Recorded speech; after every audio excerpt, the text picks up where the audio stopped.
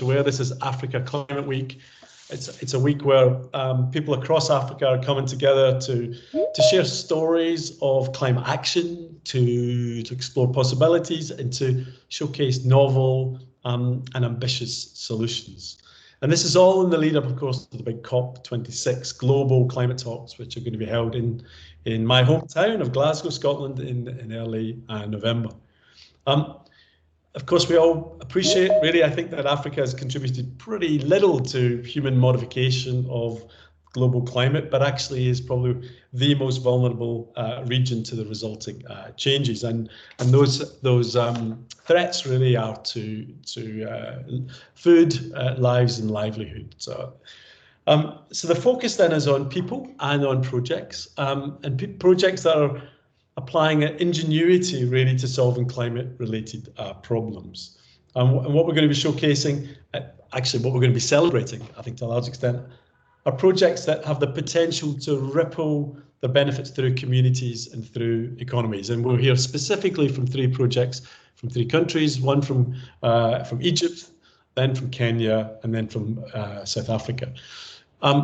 They're all projects related to the Newton Fund, which is a big UK funding initiative that builds research and innovation partnerships with countries in Africa, Asia, and Latin America. So obviously our focus today is Africa. It supports economic development, social welfare, tackling these global systemic problems, and developing partnerships between UK and international institutions and organisations. And so that's what we're going to hear about a little bit more, but we'll hear more specifically, if I can throw across to a welcome from Egypt, here from Neil McKillop, who's Political and Economic Counsellor at the British Embassy, Cairo. Neil, can you unmute and say a few wise words to us? I can do one of those things. Thanks very much, Ian, and welcome to everybody. I think any presentation from any official at a British embassy anywhere in the world at the moment, if you don't mention climate change and COP26 within the first 30 seconds of your remarks, you're not doing your job properly. So the combination of Africa Climate Week with everything that we are trying to do as a government on climate change is one that's really important to us. I think it's great that we've got 3 really different countries represented on this call today, but one sort of theme running through it, and how we can innovate and use water and think about how we use water in the context of water scarcity. I think is something really important, and as Ian said, actually celebrating some of the work and the projects and the initiatives that we've come up with under the Newton Fund are really important. I think, you know, as Ian said, climate is absolutely the #1 priority for us as a government internationally at the moment and beyond. If any of you care to read what's called the UK Integrated Review of Foreign and Development Policy, you will see this is our big sort of statement about what we think about the world and our role in it.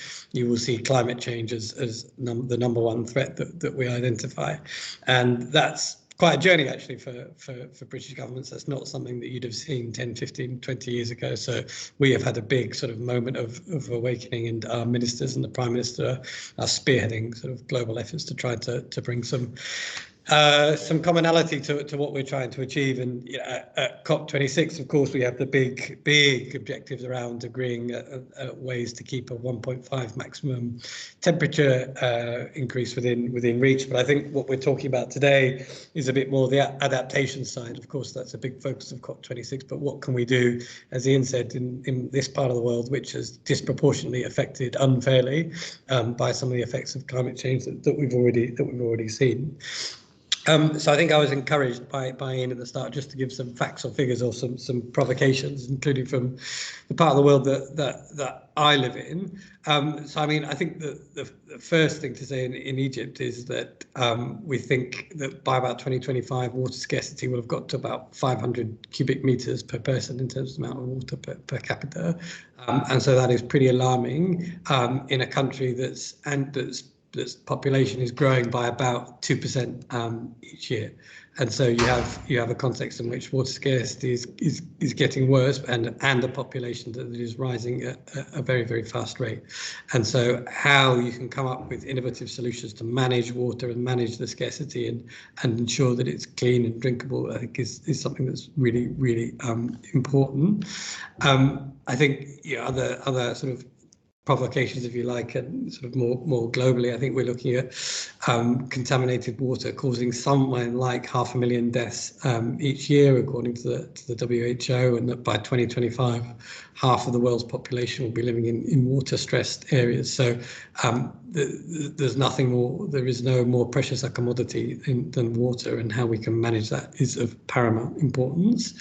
So all of that is to say that we're really happy to be supporting this event and the research in Egypt that we've been able to do.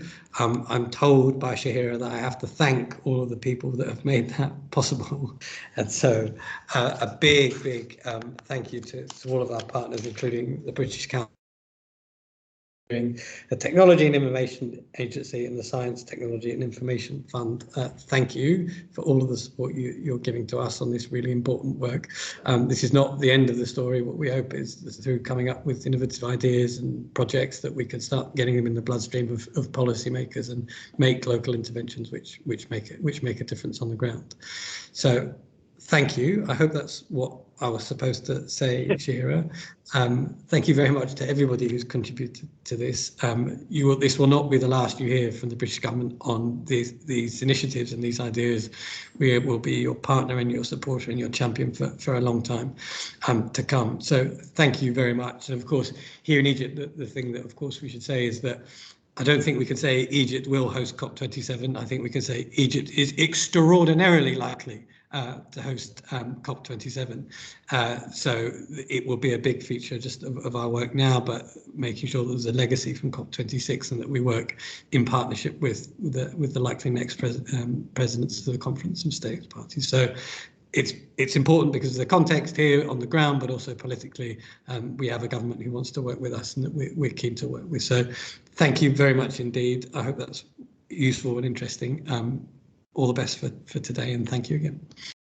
Thank you, Neil. And it's probably worthwhile reiterating that UK commitment in terms of what we're going to be talking about today. So the Presidency Day at COP26 is on climate adaptation, loss and damage. So there's a big kind of thrust there at the COP on that. But anyway, for the next part, I'd like to pass over to Aidan Darker, Head of Africa Science and Innovation Network at the British High Commission, Pretoria, to have the welcome from Kenya and South Africa. Aidan. Thanks very much, Ian. So good afternoon, everyone. As Neil said, we're going to be doing climate change to death, I think, no matter what you work on globally over the next few years. And quite rightly, too, it's going to have a massive impact, not just on our work, but our everyday lives and the lives of our children and their children. For a start, I would like to say a big thank you to the Newton teams in South Africa, Kenya, and also in Egypt and the wider network back in the UK for this event today. It's really good to actually pull people in together and share that knowledge and share the experiences. So as we all know, we're going to be hosting COP26 in rainy Glasgow in November of this year. And my mother's from Glasgow. I'm sure she'll tell you it's a darn sight warmer than it was when she was running around as a child. So I think Glasgow would be a perfect setting for it, although being a little bit wet. And for us in the Science and Innovation family, we're going to continue to be playing a key role, providing the evidence and hopefully some of the solutions to our decision makers. And this has been widely acknowledged by the UNFCCC, how science actually supports and backs this up and how it tackles CC. During the course of COP26, there's going to be, if you were unaware, a dedicated Science and Innovation Day, which I hope many of you can be involved in or at least dial into. So internationally, our partnerships, both bilaterally and multilaterally, they always bring us added value. And the UK is really proud to be working with a whole range of partners in Kenya and South Africa as we look to strengthen the innovation ecosystem. And we do look for sustainable solutions to water scarcity that's being caused by the effects of climate change right across the sub-Saharan African region. But we've still got a very long way to go. So we need to remain focused, and we need to strengthen these efforts in adapting to the realities that we are actually faced with. The UK's role is, well, we're steadfastly committed to collaborating with everyone, all countries. This is a global effort. We need to work together and share knowledge. So we come together, we try to pull together civil societies, private sector, our local communities, researchers on the front line of climate change to try and inspire action to all these issues that we now face. Including this week, incidentally, we've got the UK's COP26 envoy, John Merton, who's out in South Africa, continuing this dialogue with like-minded partners. I mean, just because he's in South Africa doesn't mean he's not looking at the whole of Africa as well. I'm sure he'll be coming to a town near you shortly. So Africa itself is disproportionately affected by climate change, and it has specific challenges which is being brought about by this climate change. And in particular, which is why we're meeting here today, it's the effects of droughts are having on people's livelihoods, the agricultural sector, which impacts on food security, and people's access, something which we can quite often take for granted, people's access to clean and affordable water, and how that's impacting on particularly, I suppose, rural communities. So I can give a couple of examples here in sub-Saharan Africa. It was as recently as 2018 in South Africa, the Western Cape region faced a severe water shortage crisis, particularly affecting the city of Cape Town. This was caused by 3 consecutive years of anemic rainfall, leaving the city just months away from running out of water completely. This catastrophe, I mean, it was only evaded by introducing stringent water conservation and other efficiency measures, but it has brought home to us the very real threats that we face, and water scarcity remains a major challenge for South Africa. Many parts of the population are without water for extended periods of time. This also has a much wider impact. It's something which really been brought home recently, and that is the impact it plays on public health. So, for instance, during the COVID-19 pandemic, access to or lack of access to clean, fresh water has impacted on local communities already suffering from the pandemic. In Kenya, I mean, with a population of 50 million and with very low supplies of fresh water, 16 million people do not have access to safe water, and Kenya's population is growing. I know we have a friend of ours, Professor Mike Roberts, on the line, and one piece of information I like to quote from Mike is Tanzania, where I have lived previously, whose population has doubled in the last 20 years, which is quite a frightening statistic, but does show the increasing stress and pressures that we put on our natural resources. So in Kenya, increasing temperatures have left the country prone to droughts, and these have been more prolonged over the last 10 years, and the country is facing increasing problems with access to water, and this is contributing to the depletion of Kenya's natural resources and the pressure it's putting on its lakes and its rivers through obviously evaporation, but also human consumption. And this is exacerbated by a growing economy, which is adding more problems through pollution of its scarce water reserves. So today, from South Africa and Kenya, you're going to be hearing from two great researchers who are going to demonstrate with their pioneering and innovative projects what we can do to develop sustainable water ecosystems to adapt to the effects of climate change. These are just two of the many inspiring examples of what we can achieve together if we actually share our knowledge, pool our resources, and face this together. So I will pass you back to Ian. I hope you all have an incredibly enjoyable afternoon. You take something very positive away from it as well. So thank you very much, Ian. Thank you. Thanks, Aidan. And exactly that positivity is going to be a really critical part of this session. So I think we should crack on. Really, the first presentation we're going to hear about is from Egypt. So the plan will be the presenters will speak for 5 minutes. I'll give a kind of, in the last 30 seconds, a nudge to tell them they're coming towards the end. And then we'll save the questions for a session later on. So there's, if you want to put questions into the chat function or the Q&A function, then please do so, and we'll pick those up in the latter half. But for now, if I can introduce to you our first speaker. Our first speaker is Ola Goma. Ola is Professor of Microbial Biotechnology, excuse me, Head of the Radiation Microbiology Department at the National Centre for Radiation Research and Technology, and that's at the Egyptian Atomic Energy Authority. And Ola is going to talk to us about a really innovative project that's using wastewater from textile industry, or trying to clean that up in relation to using that water more productively. So Ola, can I pass over to you, please? Yes, thank you. Okay. Thank you for the introduction, Ian. Good evening, everyone. It's really a pleasure to be here today and to share my our work. Next. Okay. So the title of our project is Microbial Electron Transfer Research and Innovation for Social Welfare, and it was in collaboration with University of Westminster, and the UK PI is Professor Tajali Kijvaris. It was an institutional link that started in 2018, late 2018 for us. Next.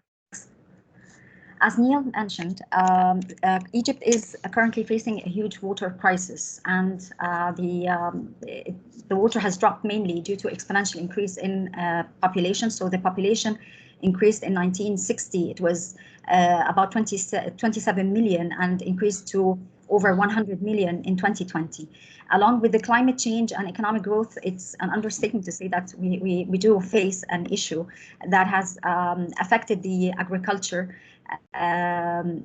economy, and in return it would affect the food prices, especially that 70% of our water goes to agriculture sector. This is of course a global problem, the water scarcity problem. Next. Okay, so the UNESCO has recently addressed wastewater as an untapped water resource. So it's no longer addressed as waste, but it's encouraging governments to shift from a linear economy to a circular economy, where you come up with innovative ideas and smart solutions to reuse the water. And in our project, we used textile wastewater. Next. Why textile wastewater? But textile wastewater is one of the oldest industries in Egypt. It flourished during the Ottoman period, and now it's considered among the 3 top industries, bringing in foreign currency and producing at the same time. It's one of the top industries producing huge amounts of colored wastewater. So for every 1 kilogram of finished product, you need 100 to 200 liters of water, and this poses a threat if disposed with no treatment at all. Next. Okay, this is a GIF representing the main idea about the project. So the core thing is that we take the textile wastewater, treat it for non-potable uses, and because it's dangerous, of course, to aquatic life, and therefore it's dangerous for human health. We are using a technology called microbial fuel cell technology. And in this way, we think that if the factory treats the water and then reuses again, then we are contributing to water management and sustainability. Next. A microbial fuel cell is, this is the basic structure of a 2-chamber, and you have bacteria working on the organic load, oxidizing it, and then you get a little amount of energy production as a byproduct, and so it's something that is innovative, let's say. Next. So I can't talk about all the achievements or the key results we got from the project, but the main things that we worked on different designs of microbial fuel cells, and the one feature here is a single chamber Credit goes to Carl Bowman for this, and this one was a 3D printed design. But along the way, we worked on different designs reaching from 1 liter to 20 liters, and that was University of Westminster achieved that. And in Egypt, we worked on the bacterial community. We identified the main bacteria that could degrade the color. We have reached removal above 90% in from 2 to 3 days. Which is still, it's not very practical. We're looking for ways to enhance this, but then it's something that with zero sludge and with the high COD reduction, it was good results. We contacted the textile industry in Al Mahalla Kubra, and they are open to ideas, and they're encouraged to adopt our ideas. As part of our dissemination, we published 3 international publications in high-rank peer-reviewed journals. We participated in 4 international conferences. We prepared a validation report for MFC use on site, and we started doing a simulation model to optimize the operation process. And below is the Google site if someone is interested in learning more about the project. Next. As part of our capacity building work package, we organized a workshop in UK where Egyptian researchers traveled to UK to learn more about technical and presentation skills and proposal writing. We organized a stakeholder meeting in Cairo where academia and industry and funding bodies met to learn more about how to bridge the gap between the academic research and the application in industry. We organized a webinar online for teaching more students on an international level about microbial fuel cells and their use in dye removal. We organized an international conference in Cairo, and that was the first one in Africa to tackle the microbial electron transfer. So that was a huge step that included us in the International Society for Microbial Electron Transfer. For the first time, Africa is included there. And we co-organized with the British Council a science cafe on wastewater and their reuse. So next. Okay, that's it for the whole thing. I'd like to thank the UK team, Professor Tajali, I can see you, hello. And I'd like to thank all the members in both the UK team and the Egyptian team, and thank the organizers and the funding bodies, STDF and British Council and Newton Fund. Thank you so much. Thank you very much, Ola, and great to see that diversity, that interaction between the research industry and then also the community and stakeholder buy-in. We'll pick up some of those threads, but for now, if I can pass on, hold your questions or put them in the QA and we'll pick them up later. We're going to pass on to our second speaker, and we're going to move to Kenya, because Isael Da Silva is a renewable energy specialist. He's Professor and Deputy Vice Chancellor for Research and Innovation at Strathmore University. And he's going to be talking about a really innovative way looking at irrigation, and particularly drawing on the use of saline groundwater for irrigation. So Isael, are you ready to pick this up? I think we're looking at a Word document at the moment.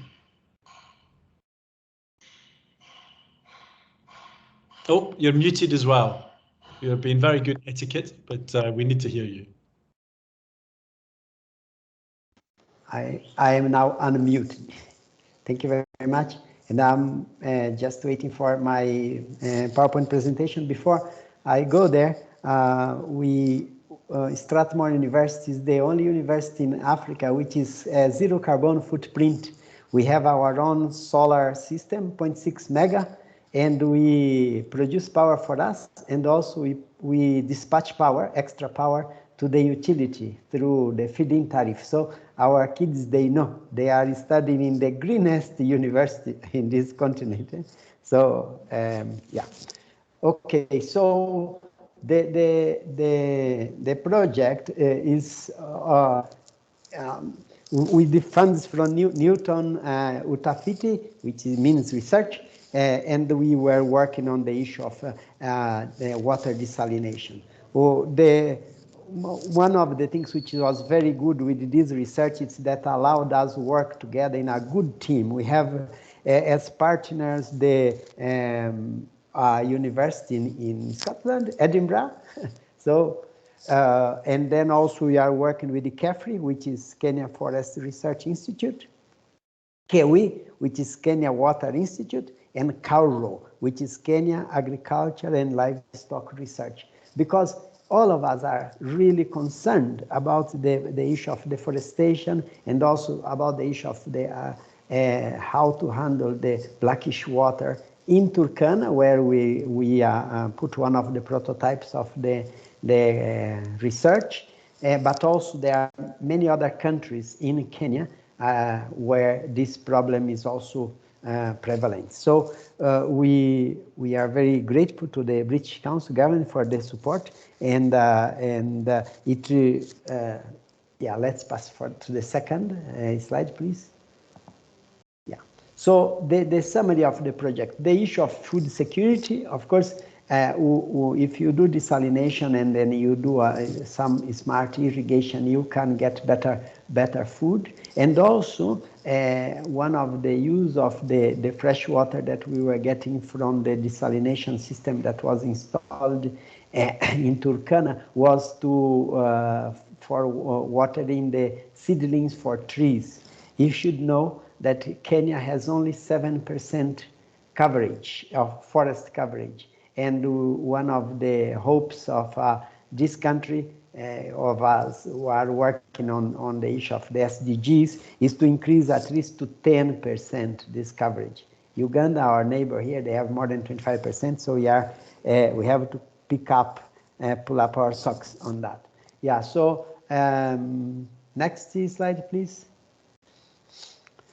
So we need, what is the risk of not doing something? Yeah, of course, food insecurity due to poor farming methods will really continue in this. Actually, the country we used as objective is Turkana, but there are 14 others which are considered underserved counties in Kenya, and we have started the issue of the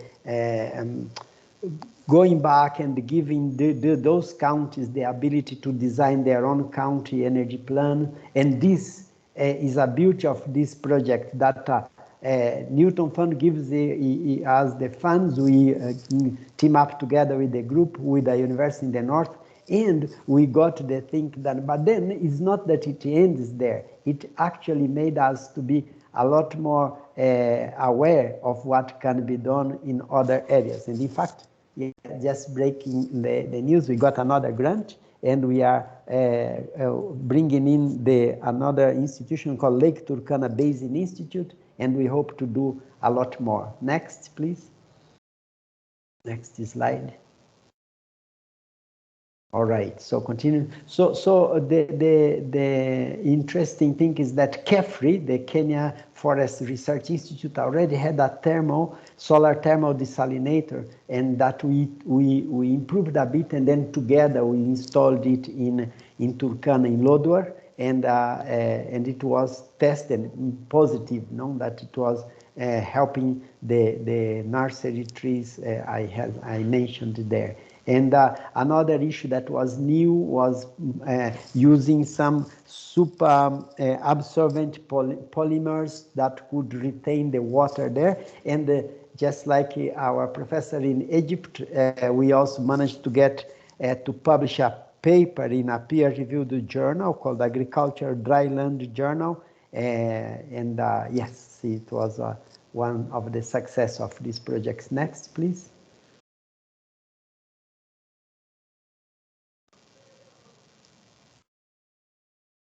Hello? Yes. So what are the main outcomes of this project? Okay, we already have, as I mentioned, a working prototype that desalinates borehole water, which is brackish water, and recovering and also producing fresh water. Then a variant of this prototype was that using as I mentioned, the super absorbent polymers was used also for growing trees and vegetal nurseries. And we also got this technique of designing this thing, and we taught to the people of Kiwi. Kiwi is Kenya Water Institute. They have more than 1,500 students, and they are now using this knowledge to go and spread this application. And the title of the paper is there, a low-cost irrigation technique that uses saline water while protecting crops and soils from salinity, and some preliminary results that we also felt that, I don't know, it's a constructive comment, that 1 year is too short a period for us to design and build and test a system. Thank God, as I mentioned, we got more grants and we are continue working with that. And yeah. Next, please.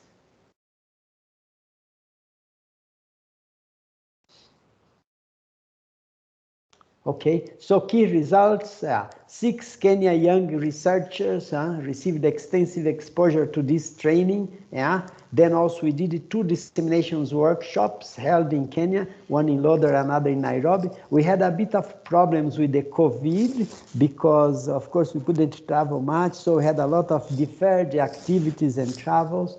But we are hoping that the way we did that, bringing people together, we will solve this problem. Okay.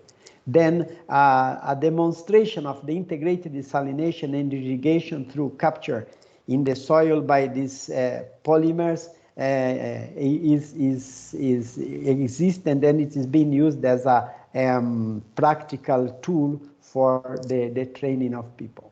Yeah. Next, which I think is the end. Yeah, here you have some nice pictures of our field work and the installations and everything. Yeah, and next. My time is gone, I think. But if you can round up the last few seconds, yeah. Thank you. Yes. So the idea of expanding the partnership, as I mentioned, bringing the Lake Turkana Basin Institute together, and really we are very happy with this paper that we published. We have hopes of publishing more results as we've been capturing. And thank you very much for your attention. That is all. Fantastic. Thank you very much, Israel. And we'll pick up some of those thoughts, particularly around maybe as well the role of, starting these projects in times of COVID. But for now, I'd like to pass on to our third provocation, our third speaker, and that is from South Africa, and that's Poncho Moletsane, and he's a water conservation advocate, an innovator and an entrepreneur, trained as an engineer, and he's lots and lots of awards for excellence, including the Stockholm Junior Water Prize, in terms of what the amazing things you can do with water. So if we can pass over to Poncho, that would be fantastic. Poncho, are you there? It just may take a little while to put on the presentation because of the size. We will try as Professor Poncho speaks, so maybe you can go ahead and the presentation will follow, hopefully. May I share from my end if that's possible?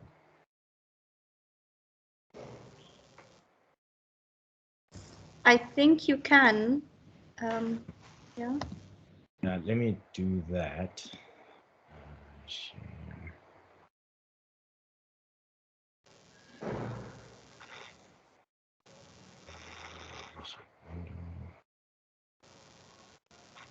And perhaps Israel, maybe you could mute as well, and then hopefully Poncho will come up as the main speaker then. Thanks.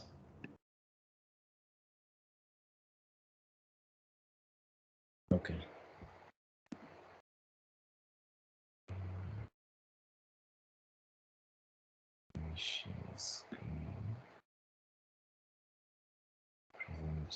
Is everyone seeing my screen? Yes.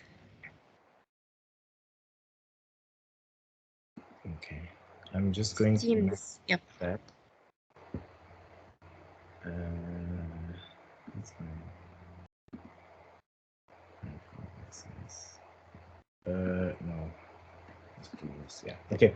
So you know how of all the water on the planet, only about 2.5% of it is fresh water, and about 1% of that is usable. If you want to contextualize all the water on the planet, it could pretty much fit into a cup, and that which is fresh and available to use is only about a teaspoonful. And agriculture, the environment, industry, and ourselves compete for this fraction. Agriculture uses almost 2/3 of it. Climate change affects its availability, but not only that, ailing infrastructure in some parts of the world. And also where it's used mostly in commercial agriculture, there's a reliance on the worker, which has a margin of error. And this can lead to waterlogging on farms, which can harm equipment. It can also damage crops. For example, the water ponding there becomes ecosystems for vectors to forage on crops. Water can trickle down the effective root zone, carrying with it nutrients and contaminating the soil, as we're seeing with monoculture, but also contaminating groundwater sources, which would lead to future requirements for treatment. And oh, guess what? It takes some energy to pump water out. So if you're pumping water with an electrically powered pump, if that water is used inefficiently, then so is the electricity. And to make matters worse, each of the ingredients that make our favorite food item uses some water on a farm. And for this particular item, it can take up to 3,500 liters of water or up to 1,000 gallons, depending on which system you use to produce that. So at our startup, we are to irrigation scheduling what Tesla Motors is to driving. And we do that by providing a cloud-based digital brain that integrates with existing irrigation equipment to provide a machine learning-based autonomy that eliminates this worker dependency, so you can not only save water, but conserve resources and costs. And it's simply a combination of hardware, which we procure through strategic partnerships with funding instruments and original equipment suppliers, so that we can integrate with the existing hardware in a farm, subscribe the farmer to a monthly service, and then they can have the information on their device. And what it changes, we think that with regard to how much water costs, let's say it costs 4 cents for every 1,000 liters, then if we use the hypothesis from existing research results saying that about 30% efficacy has been proven to date with irrigation scheduling studies, then perhaps we can use that as our baseline, and hopefully we can get more with this type of method to conserve resources. And we think it can also affect, amongst other things, energy, such that the costs also reduce, which is a plus for the farmer because that happens to be a big pain point for them. And we think that because we have engaged and are actively engaging in a commercial farmer who's also exporting to about 6 countries outside of South Africa, having done site visits, some quantities and ongoing discussions for implementation, we think that them being persuaded shows that there's room for it to be tested so that it can work. And if we're to make money from this, we think that, let's say, an investment of, let's say up to $12,000 is made in the coming year, then maybe we can make a return in the following year of up to 20,000 if there's a monthly subscription model that is used to commercialize the software, which is what we develop.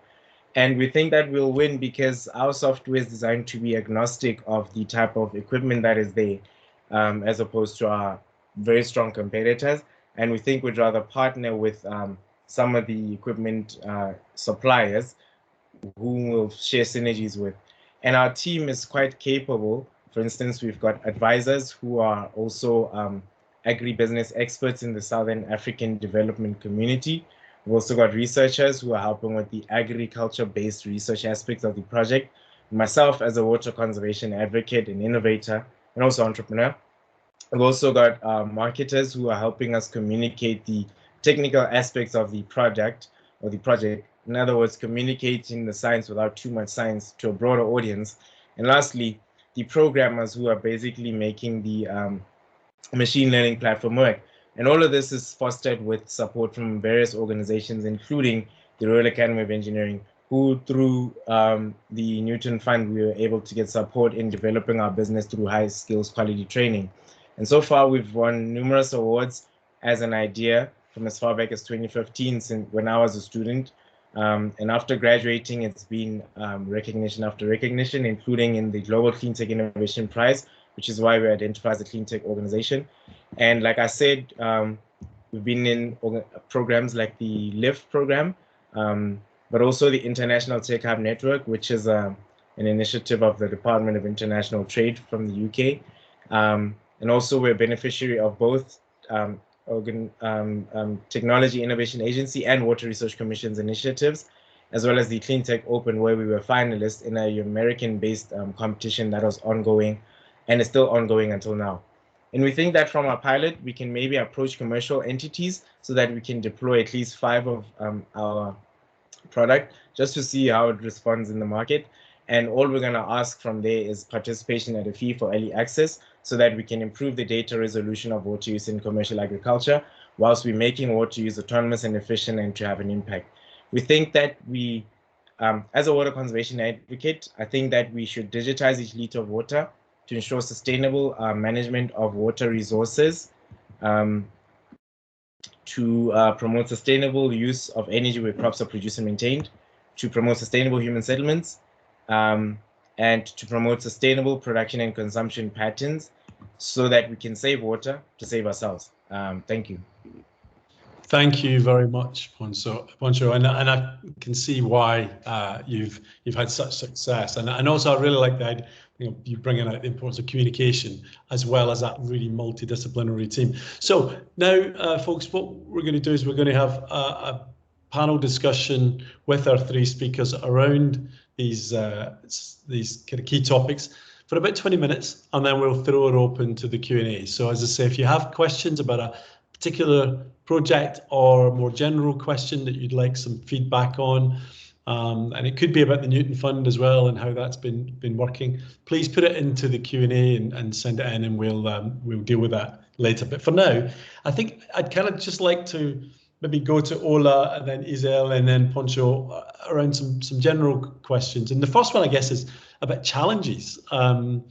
Challenges setting this up, your project up, and not just the project, the partnership, and also maybe balancing those out with the opportunities that you've had as a result of that partnership. So, Ola, opportunities and challenges.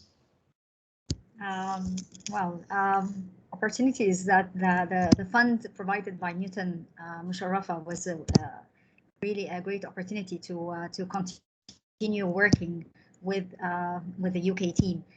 It started from a travel grant from Newton, where we spent 3 months writing the first institutional links. We didn't get it the first time, but then we continued.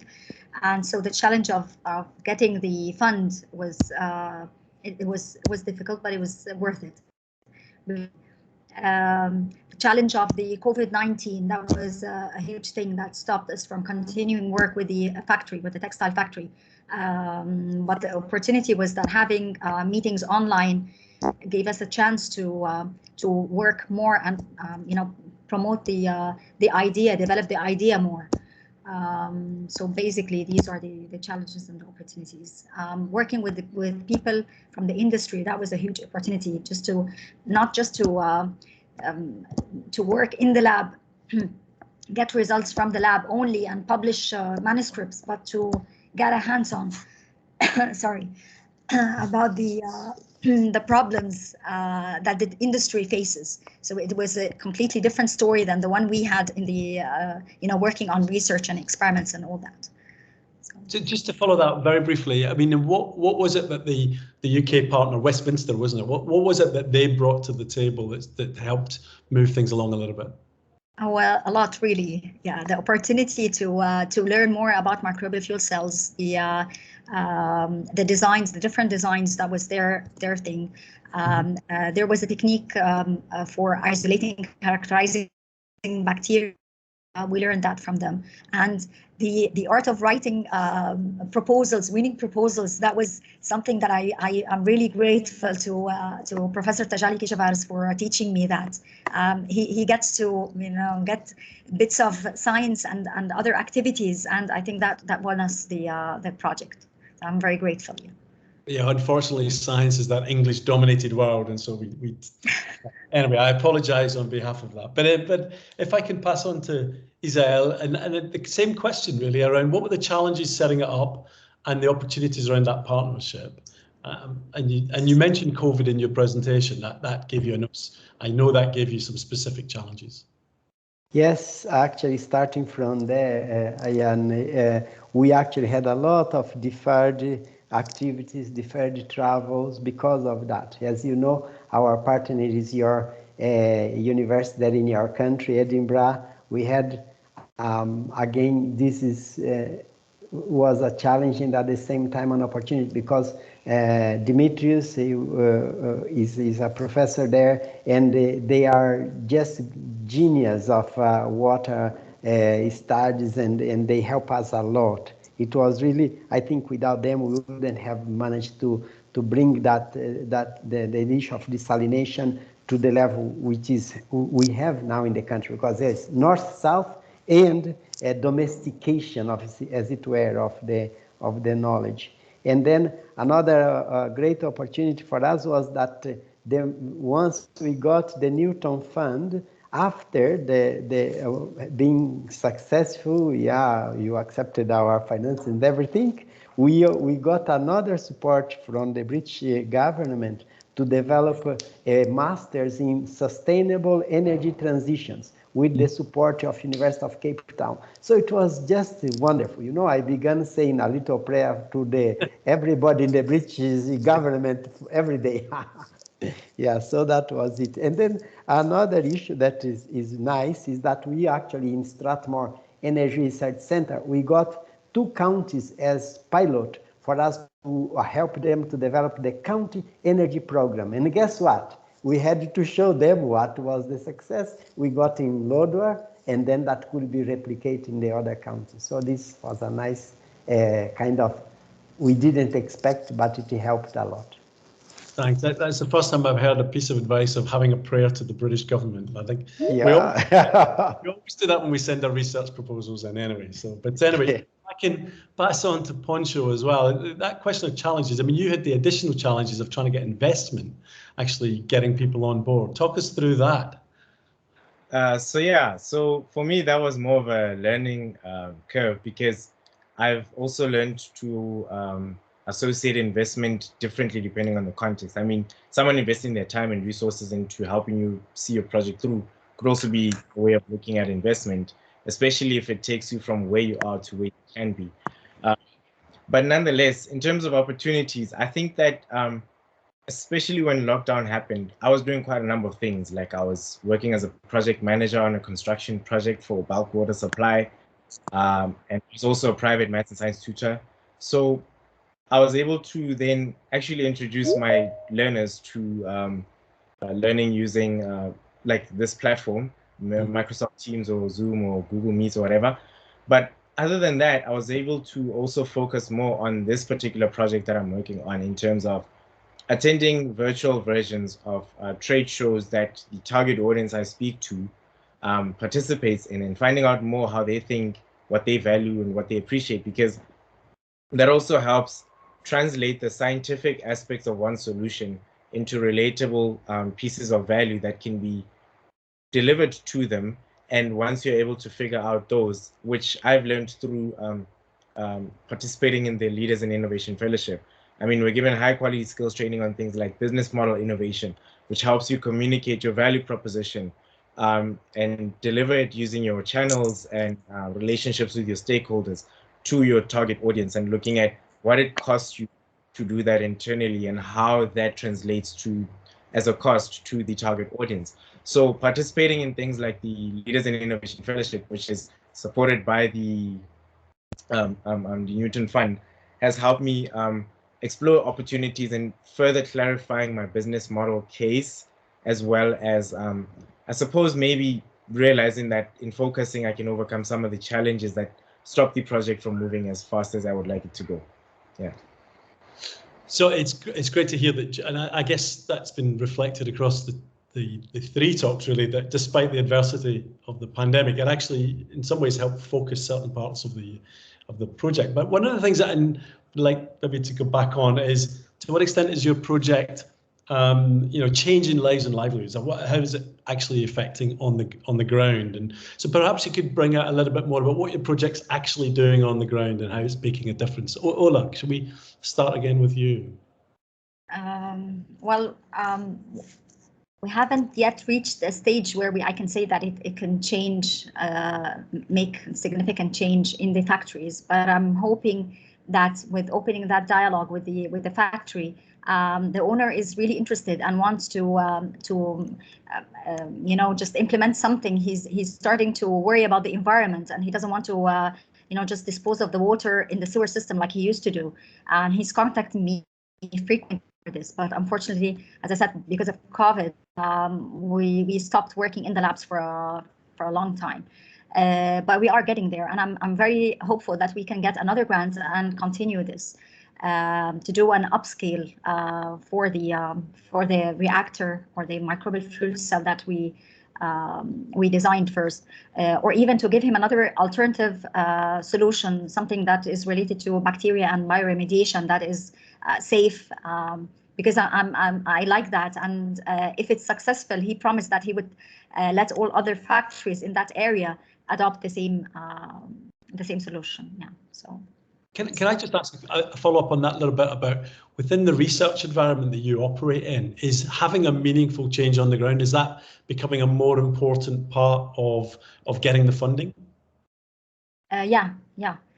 Because now in Egypt, it's adopting the Academy of Scientific Research and Technology is adapting technology transfer offices where they take the ideas from researchers and develop it into something of a product.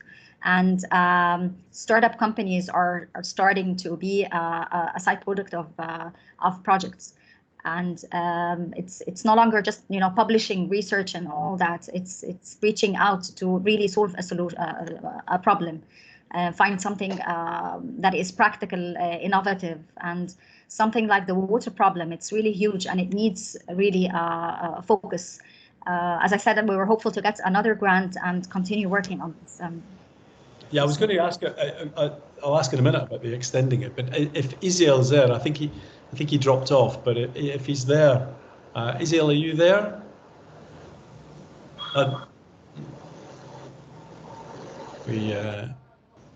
He is back now, but I think experiencing problems with sound.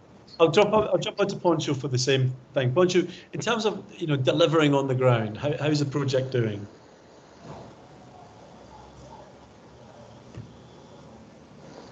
Poncho, can you unmute?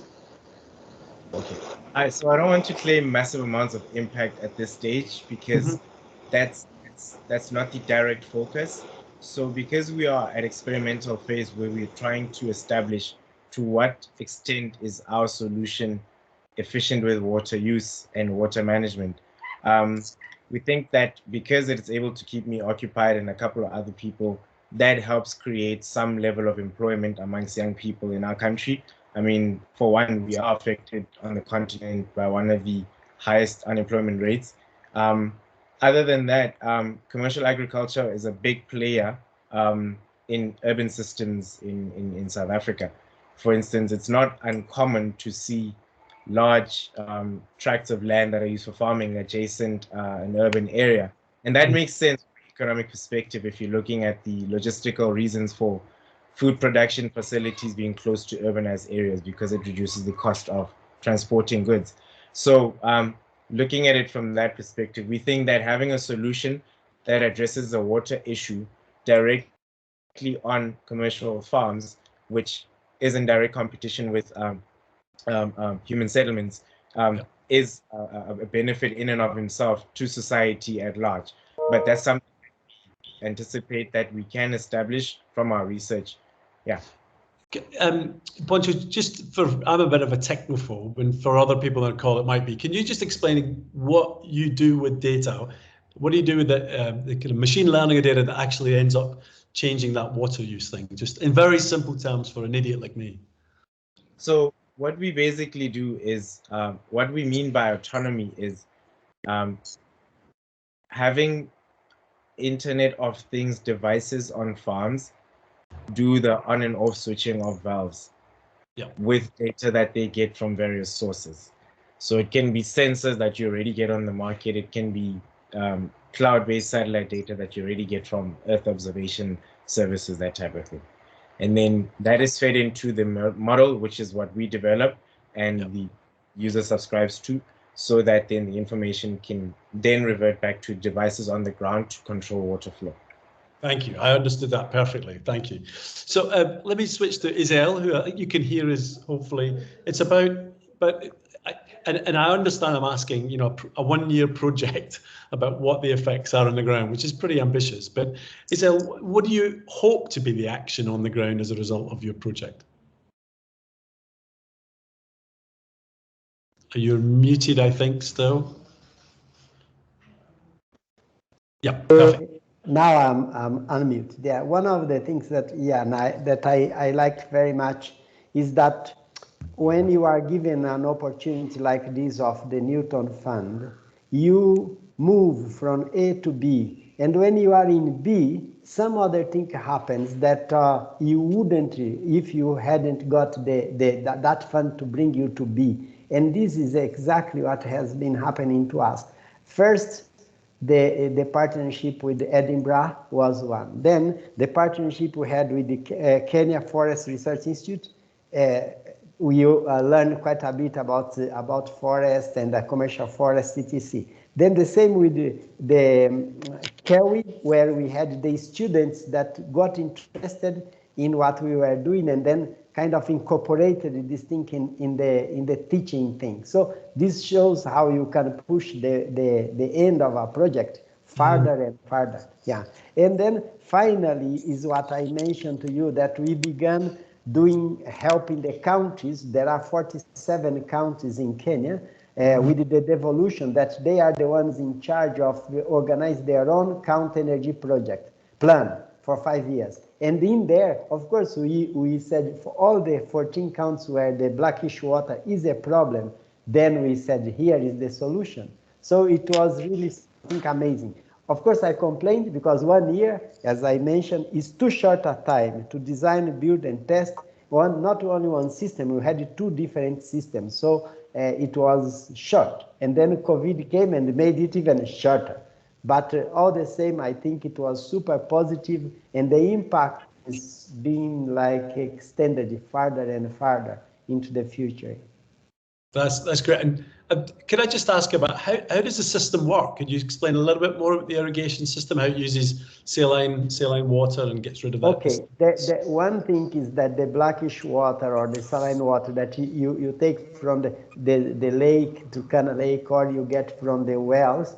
Now, in order to take out the salt, the reverse osmosis is one possibility, but you have to use energy for that pressure to take out the salt and the big molecules. No. Now, what happens is with the prototype that Craftree already had, it was by evaporation, which makes it a lot simpler to install and also to maintain. And then the second charming thing was this use of the powerful super absorbent polymers that retains the water, and then we can use it for irrigation for the 2 issues. One, the kind of greenhouses where you have the tomatoes and stuff, and also the seedlings for the trees. Yeah. Fantastic. Oh, sorry. On you go. No, there is Patrick Mwanzia is part of our research team in CERC. He was working very much with Sarah and the team there, so he perhaps may want to say 1 word or 2. I don't know. Patrick?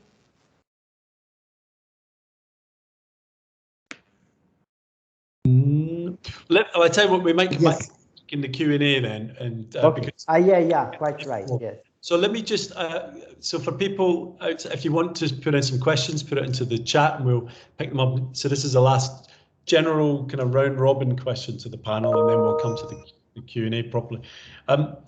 What's next? That was the point. Ola, what's next for the project? Where are you going? What are your ambitions? I would hope for extra fund to continue working on the idea, to provide the factories something easy. working on a bacterial, just like a formula that can be added directly to maybe a tank that can help speed up the process. Maybe this is mainly the main idea. We are on a side thing. We're working on a proposal right now, and hopefully we can get it to get the extra fund and work on other things. The textile wastewater is becoming more complicated. So with the development, there's complication. There's textile fabric with antimicrobials. There's nanoparticles, lots of different stuff that is it's becoming more challenging to treat the water, and it's becoming more challenging for the bacteria to work on these dyes. Fantastic. Thank you very much. Poncho, what's next for you? You're muted, I think. Sorry about that. For me and my team, we decided to keep it really simple and sweet. We want to approach corporates, maybe approach their divisions that focus on either enterprise development or sustainability, maybe pitch like we did today, so that they can have an idea of what we want to do. We think that if we approach it from a, hey, help us, we're a research organization trying to understand this, they might be willing to maybe even help us with subsidizing a lot of the costs of the equipment, that we can just run the model. And that will benefit us because it also demonstrates that we are keen on engaging with the target audience and testing out on their properties. We think that also speaks to not only a marketing strategy, but also a commercial strategy, where once our research in terms of making sure that the science is okay, then we have a commercial strategy we can at least follow on some template of some sort. Yeah, that's the next step for us. And there's actually a question in the chat, but it's a perfect time to ask you here, Poncho, about is your system able to advise farmers on the best water and crop management?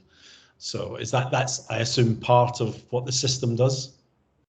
Okay, so I like questions like that because that speaks to what's currently on the market. You'll find the sensors will pick up information, and then the agronomist goes by and makes you recommendations. If not, the device itself can work out based on how much moisture levels are in the soil medium, for example, and then work out a recommendation and give you as a farmer. So what we want to take that way of operating to is, we want to take it to is to say, can we teach that that pattern of wetting and drying to a machine?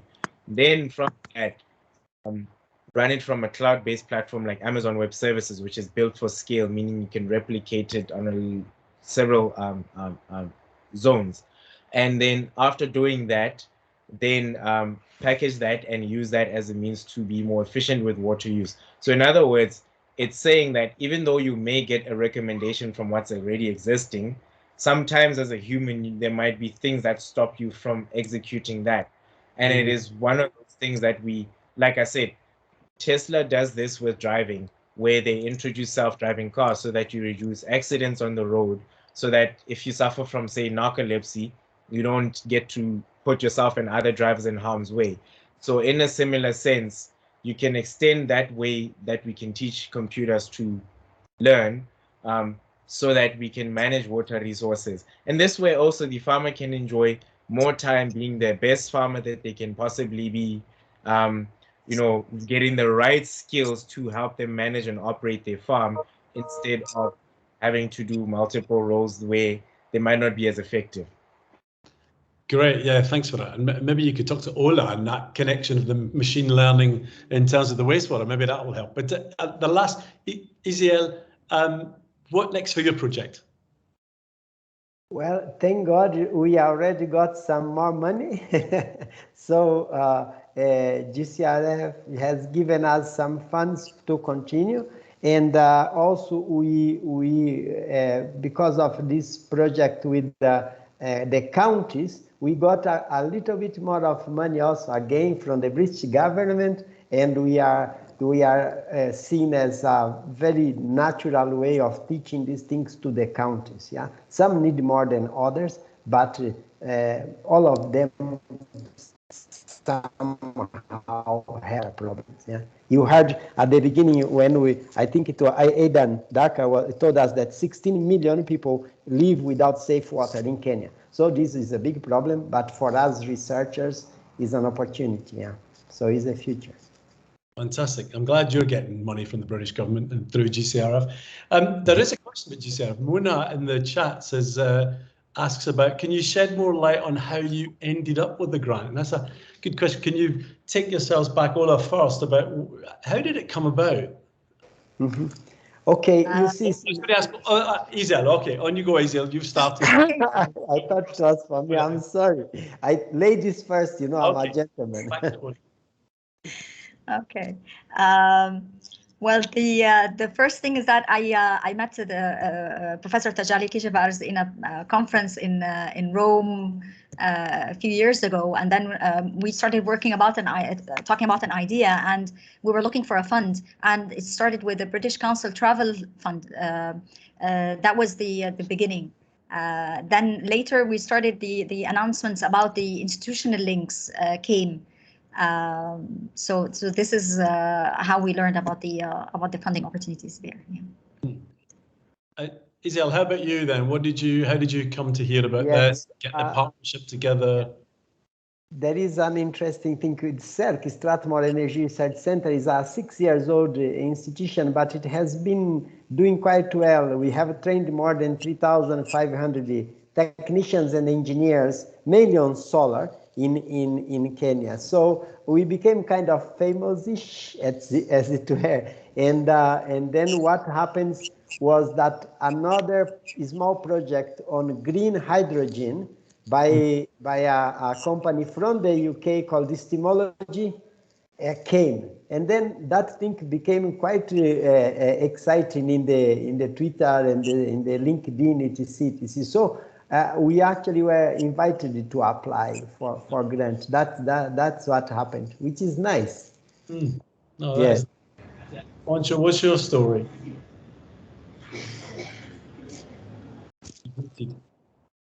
Mute.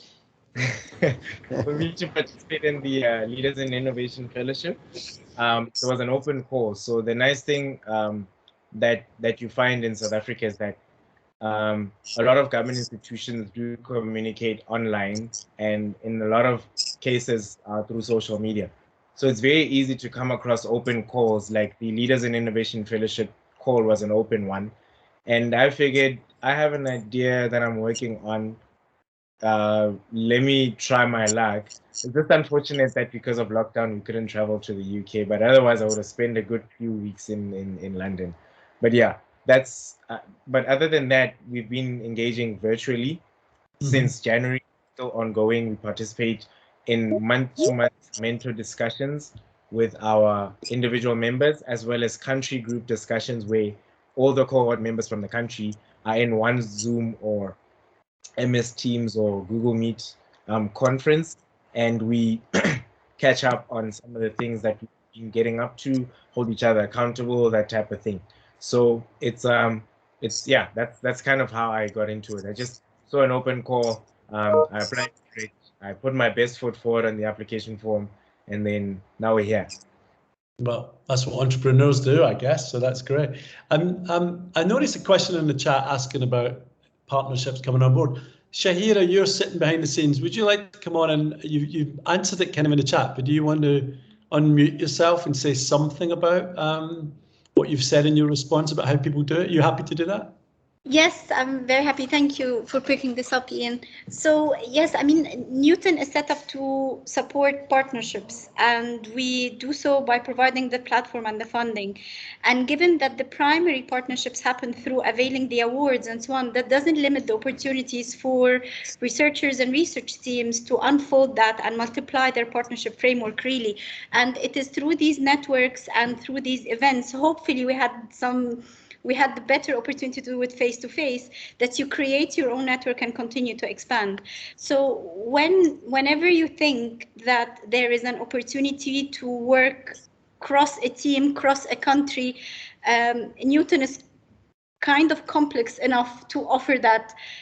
We would have never, well, I think through the Newton Fund, we have the opportunity to cross that thematic area in Africa as well, which I think adds to the richness of the program, really. So that's a long answer. The short answer is yes, please reach out to the interested partner and try to see where there are areas of interest and work it out, really. I hope that's of answers your query. And it's probably worthwhile me throwing in from the UK side that the GCRF, which is the Global Challenges Research Fund, has, I think, been completely transformative. It's got its problems in the UK, but it's been transformative and changing the mindset of academics, particularly because it means that academics and researchers at all universities in the UK are now starting to look to build partnerships. It's in country, if you like, on the ground, and make meaningful change. So I would encourage you to reach out, because you will find the UK far more open to these kind of partnerships than they were, say, 5 years ago. So I just want to ask the panel really about, if there are people out there, they've got an idea, they're starting to think about this. Ola first, what piece of advice would you give them about preparing, proposing, developing a partnership initiative? What have you learned from this process that you could pass on? Perseverance. Yeah, that's the word. You just don't give up when yeah, I see Taj here smiling. So don't give up. Just try as many times as you can. The funding bodies are really willing to help out. I'm very grateful to British Council and Newton Fund, Shahira and Shaima and Nisma and everyone on the team that they let us ask as many questions as we want. So don't be afraid to ask silly questions about the proposals, follow up on the idea. Don't be shy to contact people who are maybe potential partners afterwards. Still to this day, even with the internet and on all the platforms that we do virtual meetings, face-to-face communication is really the best, because you get to know the person, not just email or see a virtual picture of them, but to discuss really the idea and develop it into something, and find the strength and weaknesses of the idea, to find the complementary sides of each personality, just to build up a strong collaboration or strong partnership. So fantastic, perfect, that's great. Isael, what's your learning from this process? What would you pass on as advice? One is to unmute, I guess. You're muted.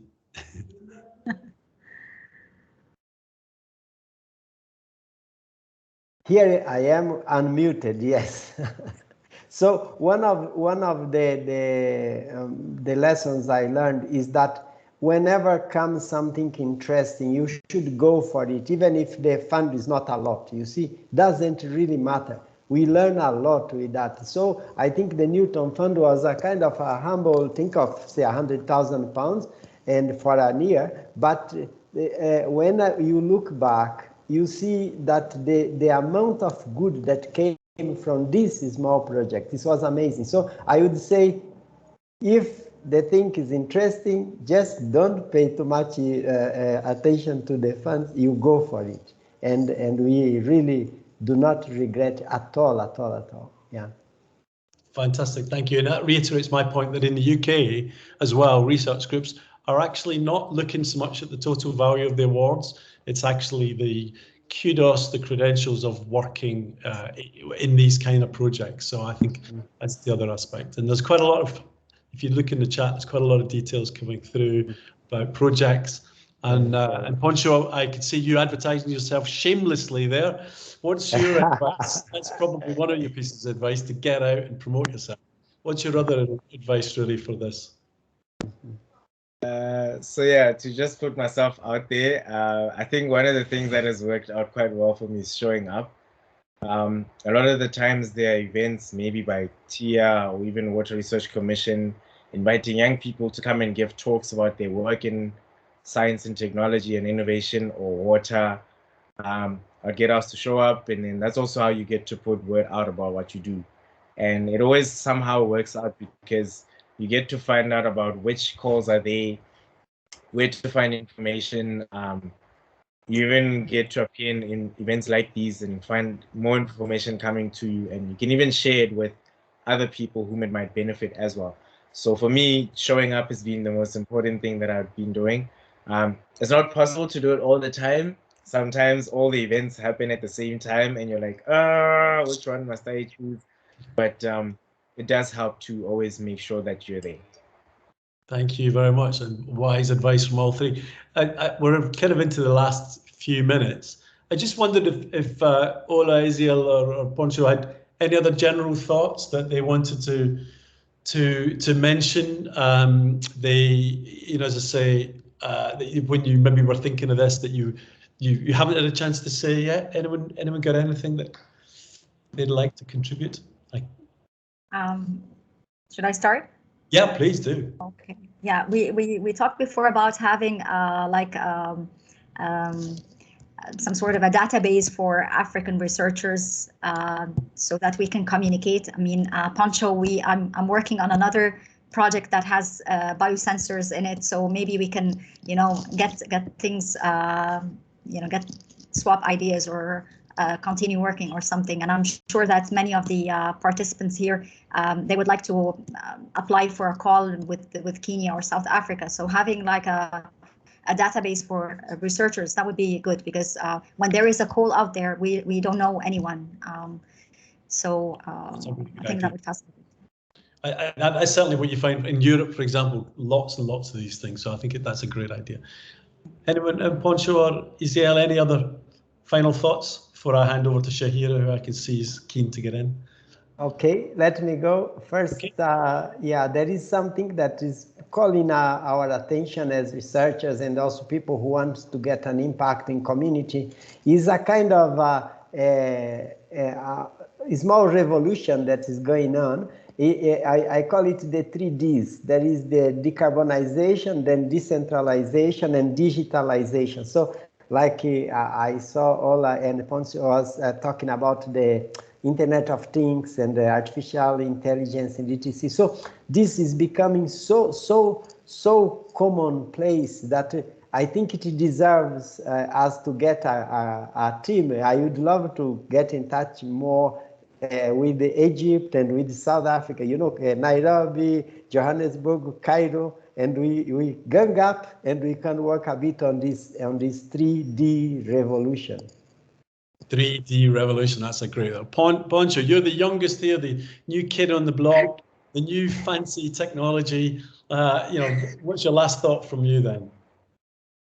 Yeah, so much pressure there, Ian, but thanks for the heads up. So one of the things that I'm always conscious about is I appreciate, and I'm actually quite humbled by the fact that I'm able to participate in a space where I attempt to take science projects and put them in a commercial context. Not many people get to have that opportunity. And I've noticed even amongst professionals. So that's quite something I'm fortunate to be participating in. But I also want to extend the ability to investigate problems, perhaps the way each of us in here do, by trying to communicate some of the technical aspects of what I do from a perspective that is relatable. Like one of the things I like to share are random water effects. Like you saw in the presentation, there's a little clip about how much water it takes to make a beef burger. And there are other things as well, like how much water it takes to make a cotton t-shirt, etc. So I share those, but it's also to extend my work as a communicator of these things.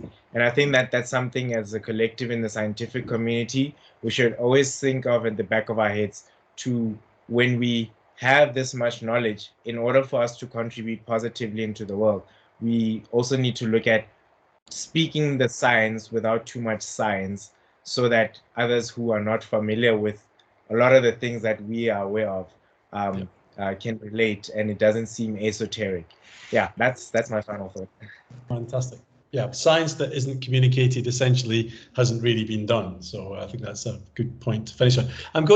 We're more or less out of time. I'm going to pass over to Shahira to kind of close things down really in the last few minutes. There's a lot of nice comments and useful information getting passed in the chat.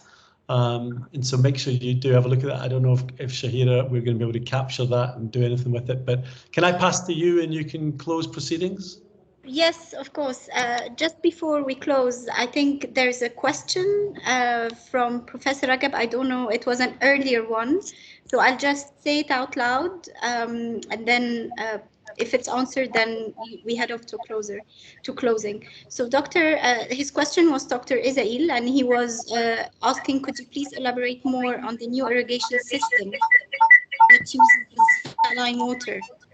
Yeah, I think we kind of covered that, but Isella was going to Patrick. You actually did, Ian, when we spoke, isn't it, that I mentioned about the super absorbent polymers and then the issue of the irrigation of the seedlings for the trees. Yes. Yeah, I think we've covered that. So yeah, Shahir, over to you. Okay. Droughts. Okay. So, I mean, I cannot agree more to the comment that came from the chat that small events can create a sparkle. And I think that event was an actual explanation of a sparkle created. We've seen a lot of interest in each other's work, and we hope that through these events, we were able to create the intersections and where the roads can cross really, where the paths can be clear. So I hope you find that what can I say? I hope you can find that an initial ignite to your engines, and then you can work that forward. I mean, I can speak for ages about how great our speakers are today and our moderators and the interventions that came on the chat and the participants as well. So huge thank you to all. We could not have really made it without the solid content and your ability and to engage and to help us. So thank you very much for that. Also our moderator, Ian, you were able to shake the discussion very well and put some smiles and also some learnings on our face. So thank you very much for your fantastic moderation. And also the organizing team. I mean, South Africa and Kenya, and so as well from Egypt, they all put up a lot to make this happen, and we know we have been nagging a lot with to get the content on. So thank you very much for having to deal with us and having to tolerate us. Really, we are trying to create some case studies out of these fantastic research to post online so that they become accessible in more like plain English. We hope that we get those in time, and then we can send out. You will find more of that on the Newton Fund page. The Egyptian one is already published. I've sent the link on the chat, and I think if I can just ask my fellow colleagues in South Africa and Kenya to either wave a hand or say salute or thank you, so you know who you are if you want to get in touch with the teams. Yeah, and thank you all. I hope you have a great evening. Thank you very much, and my personal thanks to our three speakers, Ola, Isail and Poncho, and of course to all the people who joined us today and contributed and listened. Thank you all for your time. And the test, of course, of these things isn't today, it will be in the future, and the projects that evolve out of it and the connections that evolve out of it. But it's certainly, I think there is something about these more intimate ones that can be very, very productive. So thank you very, very much for your time. Thank you. Bye-bye. Virtual clap. Bye all. Bye everyone. Good evening and a good afternoon all. Bye. Thank you. Bye. Bye, everyone.